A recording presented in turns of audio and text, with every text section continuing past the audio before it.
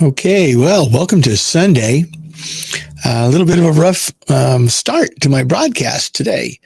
Um, yeah, so on my end, when I started my countdown video, all it was black, no countdown. And then when I did my introductory video, I just saw the graphic. Nothing was happening. So then I put myself on, and I thought I was being heard, but I wasn't. So, and then I went and I looked at the video, and it's like, even though I couldn't see the countdown was happening. I didn't know that. So I didn't know what to do. So I rescheduled a new broadcast. And when I went to do my little videos and stuff, they still wouldn't work. So I rebooted my computer, and lo and behold, that's the ticket. So rule number 1 is don't go a long time without rebooting or shutting down the computer. Yeah.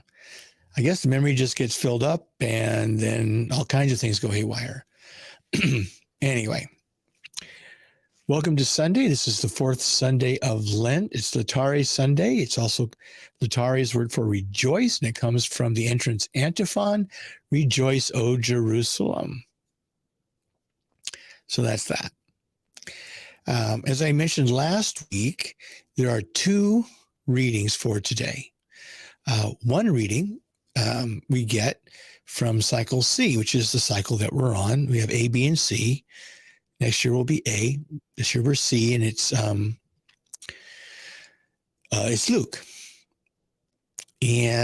But for masses where there are the elect that are on their way to the Easter Vigil, then we do the readings from cycle A. And in the parish I go to, we do cycle A for all the masses, whether they're our elect present or not. So we never get to hear the other cycles. So I thought that'd be fun to do. So today we're going to do cycle C. It's out of Luke chapter 15. It's a long story, so we're not going to do the whole thing. We're just going to do parts of it, right? But let's just take a look at it here. I'll pull down the reflections part, and we'll share this little screen here. Da, da, da. And here it is. Oh, you're going to get to watch me log in. Okay, watch this. All right, so this is Magnificat, the website they use to get our readings. So let's just go to Magnificat online.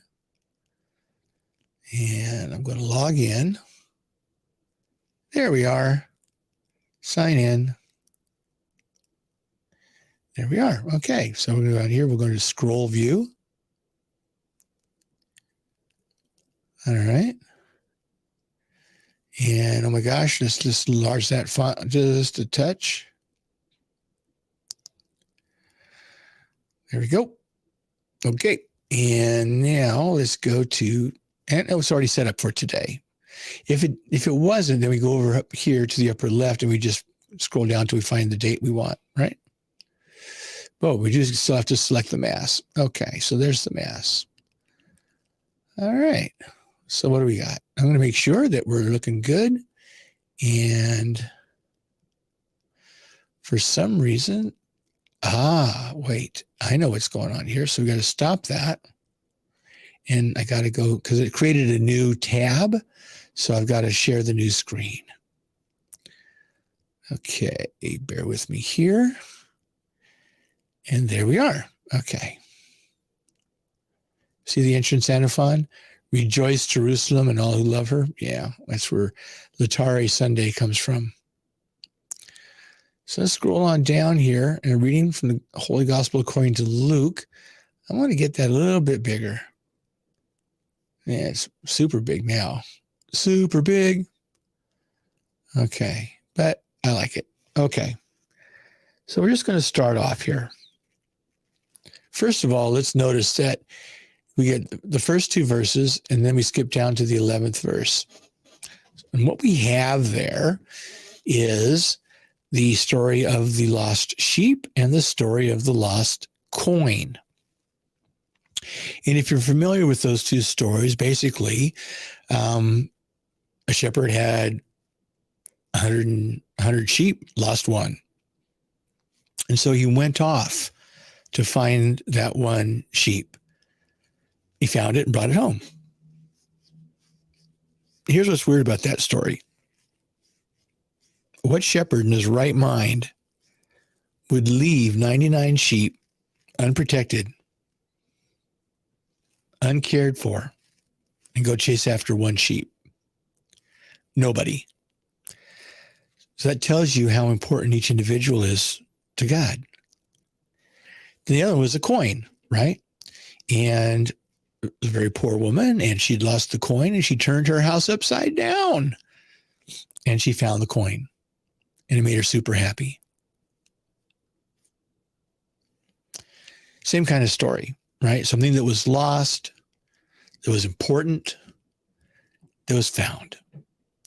So then we come to this story, and we know it. If you go to most Bibles, they'll have a little header, the prodigal son, or the parable of the prodigal son, or something like that. And the word prodigal is never in the parable itself. And I don't even know if people know what the word prodigal means. I mean, I had to look it up. Basically, prodigal means it's someone who carelessly spends everything they have. That's what it means. I don't know how it got that name, that parable got that name, the prodigal son, but actually, it's the parable of two brothers who are more alike than they are different, actually. So we know about the first son, right? He wants to get his share of the inheritance early, which is kind of rude because it's like saying, Dad, hurry up and die so I can get my stuff. I can't wait. Since I can't wait, I want it now. Okay. So his father divided the property between him and his other son. I assume that's, he says, so the father divided the property between them. Now, I don't know if that means between the father and the son or between the two brothers. Doesn't say. I don't know. It doesn't matter. Does it matter? I don't think it matters. So anyway, he goes off and he squanders that whole inheritance, right? And a severe famine struck. He was hungry. He was homeless. He hired himself out to tend some pigs. And he thought the pigs eat better than he does. So then he thought, hey, wait a minute. My father's servants eat better. So why don't I just go work for my father? Okay. What we see from the father, the first son and the father, is a contractual relationship. The son was treating his relationship with his father like he had a contract. Contractual. Negotiating.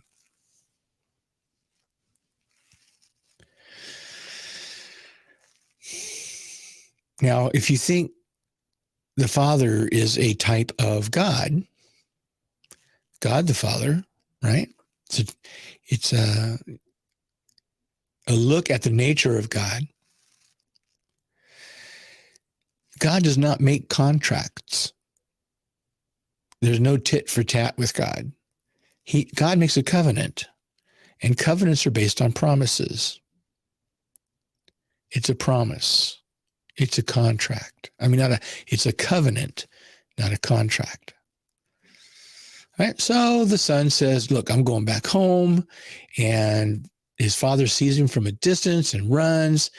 And he orders his servants to bring the finest robe, put a ring on his finger, sandals on his feet, take the fattened calf and slaughter it. And we're going to have a feast. Because the son of mine who was dead has come to life. He was lost and has been found. He wasn't really dead, but as far as the relationship between that father and that son, that was dead. And now the relationship can be rebuilt. And he was lost, and now he's found. And as we've seen throughout the season of Lent, all the readings are about relationships. Okay, now we've got another relationship. These guys were brothers, the older son and the younger son. And it was the younger son that went out with his inheritance. The older son always has the importance in the family. It's the older son that gets the lion's shares of the inheritance, that gets, that takes over the family after the father dies. But in this case, the younger son went first. Okay. So now he's back. The celebration begins. The older son has been working out in the field. And as he's coming back home, he starts hearing the sound of music and dancing.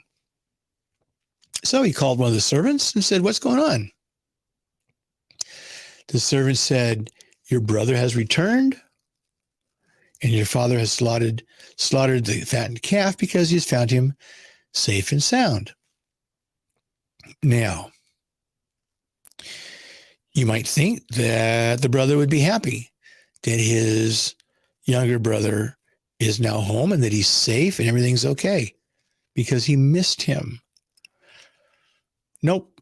He became angry. And when he refused to enter the house, he wasn't even going to go inside, right, to celebrate the return of his brother.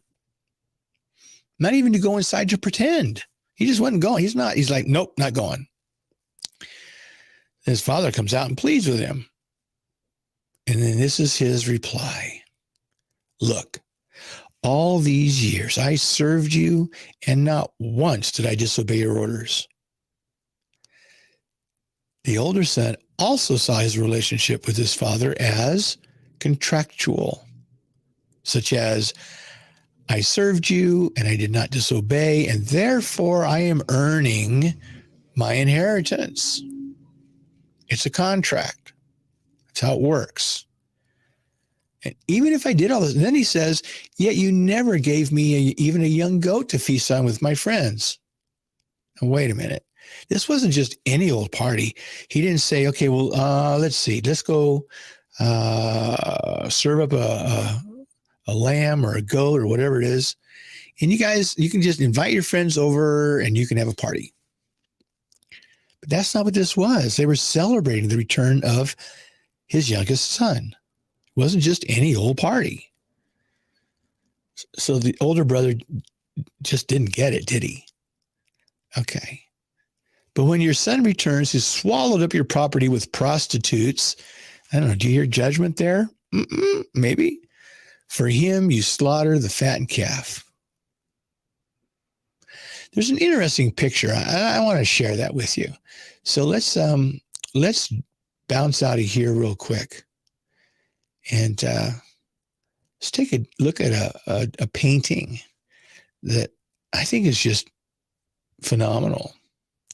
I've seen it a couple of times today.